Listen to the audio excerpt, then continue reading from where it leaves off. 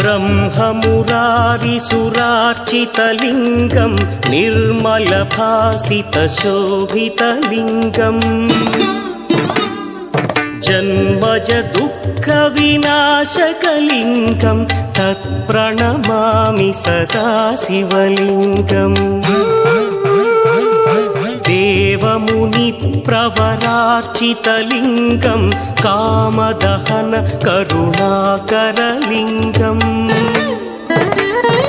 रावणदर्पविनाशकलिङ्गं तत्प्रणमामि सदा शिवलिङ्गम्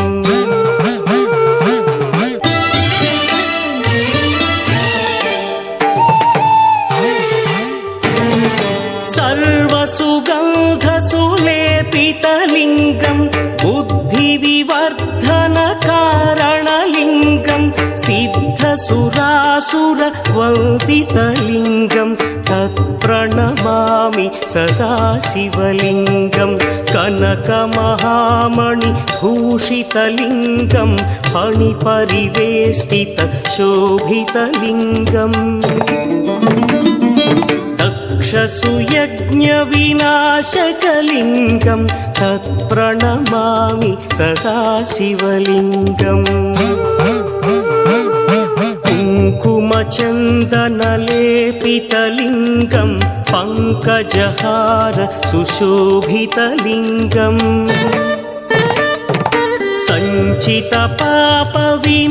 सञ्चितपापविनाशकलिङ्गं तत्प्रणमामि सदा शिवलिङ्गम्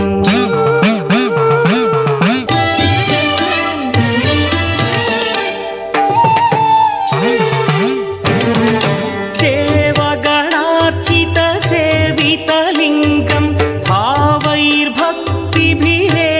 च लिङ्गं दिनकरकोटिप्रभाकरलिङ्गं तत्प्रणमामि सदा शिवलिङ्गम् अष्टदलोपरिवेष्टितलिङ्गं सर्वसमुद्भवकारणलिङ्गम् अष्टदरिद्रविनाशनलिङ्गं तत्प्रणमामि सदा शिवलिङ्गम्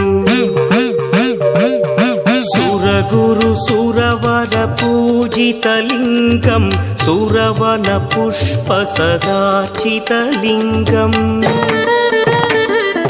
परमपदं परमात्मकलिङ्गं तत्प्रणमामि सदा शिवलिङ्गम् त्रिदलं त्रिगुणाकारं त्रिनेत्रं च त्रियायुधं त्रिजन्मपापसंहारम् एकबिल्वं शिवार्पणम् त्रिशाखैः बिल्वपत्रैश्च अच्छिद्रैः कोमलैः शुभैः तव पूजां करिष्यामि एकबिल्वं शिवार्पणम् कोटिकन्या महादानं तिलपर्वतकोटयः काञ्चनं शैलदानेन एकबिल्वं शिवार्पणम् काशीक्षेत्रनिवासं च कालभैरवदर्शनम् प्रयागे माधवं दृष्ट्वा एकबिल्वं शिवार्पणम् इन्दुवारे व्रतं स्थित्वा निराहारो महेश्वरा नक्तं हौष्यामि देवेश एकबिल्वं शिवार्पणम् रामलिङ्गप्रतिष्ठा च वैवाहिककृतं तथा तटाकादि च सन्तानम् एकबिल्वं शिवार्पणम् अखण्डबिल्वपत्रं च आयुतं शिवपूजनम् कृतं नाम सहस्रेण एकबिल्वं शिवार्पणम् उमया सह देवेश नन्दिवाहनमेव च भस्मलेपन सर्वाङ्गम् एकबिल्वं शिवार्पणम् सालग्रामेषु विप्राणां तटाकं दशकूपयो यज्ञकोटिसहस्रस्य एकबिल्वं शिवार्पणम् दन्तिकोटिसहस्रेषु अश्वमेधशतक्रतौ कोटिकन्या महादानम्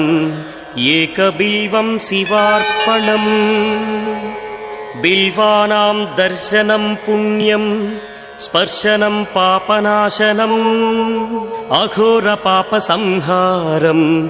एकबिल्वं शिवार्पणम् सहस्रवेदपाठेषु ब्रह्मस्थापनमुच्यते अनेकव्रतकोटीनाम् एकबिल्वं शिवार्पणम् अन्नदानसहस्रेषु सहस्रोपनयनं तथा अनेकजन्मपापानि एकबिल्वं शिवार्पणम् बिल्वाष्टकमिदं पुण्यं यः पठेच्छिवसन्निधौ शिवलोकमवाप्नोति एकबिल्वं शिवार्पणम् प्रभुं प्राणनाथं विभुं विश्वनाथं जगन्नाथनाथं सदानन्दभाजम् भवद्भव्यभूतेश्वरं भूतनाथं शिवं शङ्करं शम्भुमीशानमीडे गणेरुण्डमालं तनौ सर्पजालं महाकालकालं गणेशादिपालम् जटाजूटगङ्गोत्तरं गैर्विशिष्यं शिवं शङ्करं शम्भुमीशानमीडे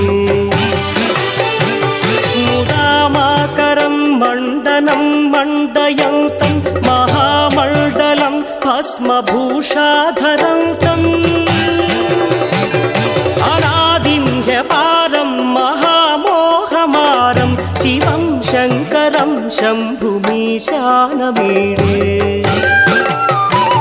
वटाधो निवासं महाट्टाट्टहासं महापापनाशं सदा सुप्रकाशम् गिरीशं गणेशं सुरेशं महेशं शिवं शङ्करं शम्भुमीशानमीडे गिरीन्द्रात्मजा सङ्गृहीतार्धदेहं गिरौ संस्थितं सर्वदा पन्नगेहम् परब्रह्म ब्रह्मादिभिर्वन्द्यमानं शिवं शङ्करं शम्भुमीशानमीडे कपालं त्रिशूलं कराभ्यां दधानं पदाम्भोजनं राय कामं दधानम् बलिवर्धयानं सुराणां प्रधानं शिवं शङ्करं शम्भुमीशानमीडे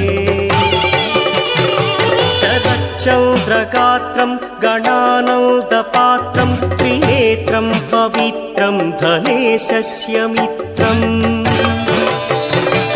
अपर्णाकळत्रं सदा सच्चरित्रं शिवं शङ्करं शम्भुमीशानमीडे सर्पहारं चिताभूविहारं भवं वेदसारं सदा निर्विकारम् श्मशाने वसन्तं मनोजं दहन्तं शिवं शङ्करं शम्भुमीशानमीडे स्वयं यः प्रभाते नरशूलपाणे पठे स्तोत्ररत्नं त्विह प्राप्य रत्नम्